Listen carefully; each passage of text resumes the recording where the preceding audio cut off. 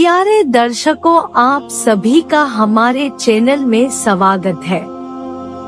धर्म से जुड़ी वीडियो देखने के लिए हमारे चैनल को सब्सक्राइब और लाइक करें, धन्यवाद। प्यारे दर्शकों, अगर आपने वीडियो का इससे पहला भाग नहीं देखा तो इस चैनल पर जाकर देखें। धन्यवाद।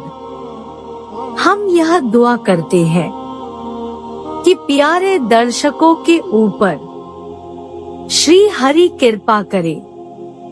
सभी प्रेम से बोलो श्री हरि, श्री हरि, श्री हरि। गरुड़ पुराण की वक्ता श्रोता परंपरा भगवान विष्णु द्वारा उनके स्वरूप का वर्णन और गरुड़ की पुराण संहिता प्रणयन का वरदान।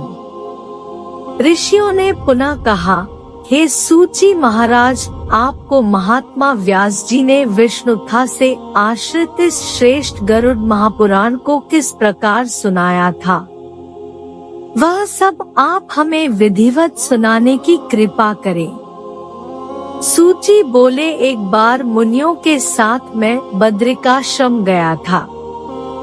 वहाँ पर परमेश्वर के ध्यान में निमग्न भगवान व्यास का मुझे दर्शन हुआ। उन्हें प्रणाम करके मैं वहीं पर बैठ गया और उन मुनीश्वर से मैंने पूछा, हे व्यास जी, आप परमेश्वर भगवान श्रीहरि के स्वरूप और जगत की सृष्टि आदि को मुझे सुनाएं, क्योंकि मैं जानता हूँ कि आप उन्हीं परम पुरुष का ध्यान कर रहे हैं और उन सर्वज्ञ के स्वरूप का परिज्ञान भी आपको है। हे विप्रवृंद, मैंने व्यासदेव के सामने जब ऐसी जिज्ञासा की तो उन्होंने मुझसे जो कुछ कहा था वह सब मैं आप सभी से कह रहा हूँ, सुने। व्यास जी ने कहा, हे सूची, ब्रह्मा जी ने जिस प्रकार नारद एवं प्रजापति दक्ष आदि से तथा मुझसे इस पुराण की कथा कही थी, उसी प्रकार मैं गरुड़ महापुराण को सुनाता हूँ। आप सब उसे सुने। सूची ने पूछा, हे भगवन, ब्रह्मा जी ने देवर्षि नारद और प्रजापति दक्ष सहित आपसे किस प्रकार के पवित्र एवं सारतत्व बनाने वाले पुराण को कहा था?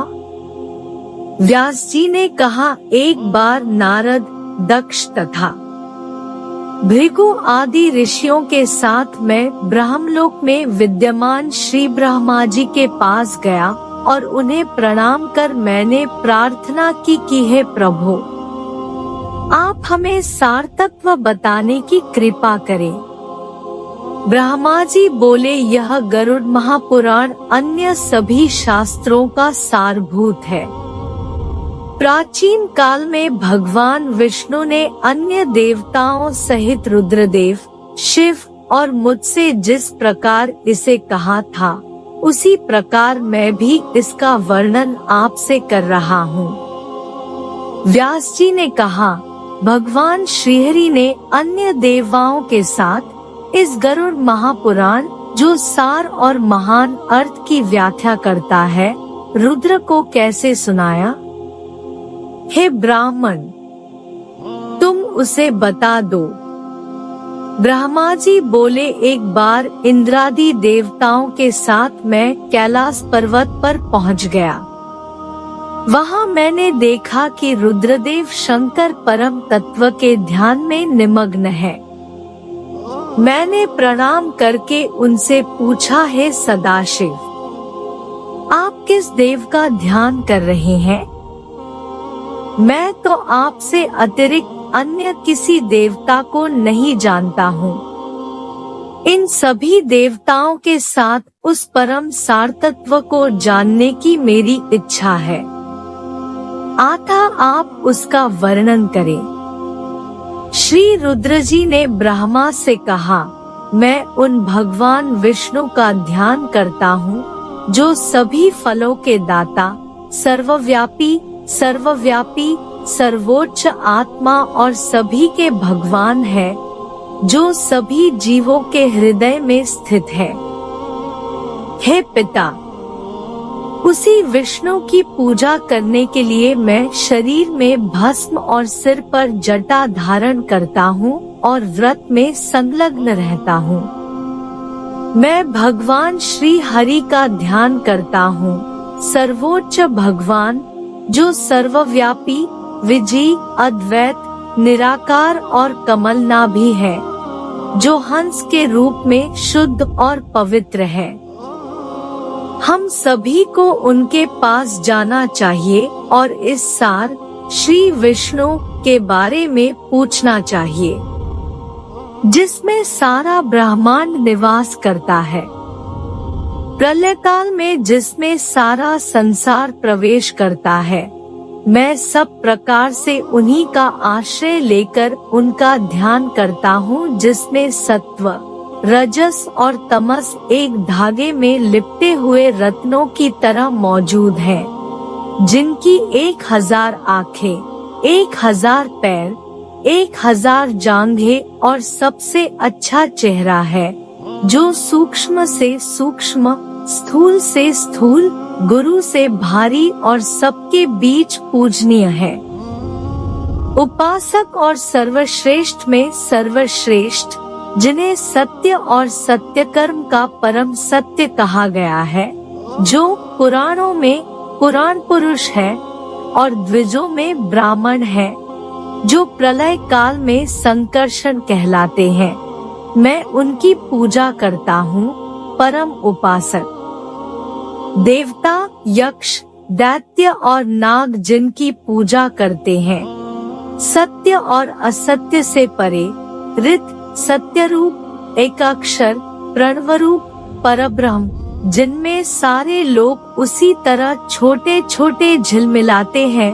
पानी में मछली, जिसका मुंह अग्नि है, सिर स्वर्ग की दुनिया है, नाभि आकाश है, पैर पृथ्वी है और आंखें सूर्य और चंद्रमा है। इस प्रकार मैं उस विष्णु भगवान का ध्यान करता हूँ, जिनके उदर में स्वर्ग, मर्त्य एवं पाताल तीनों लोक विद्यमान है।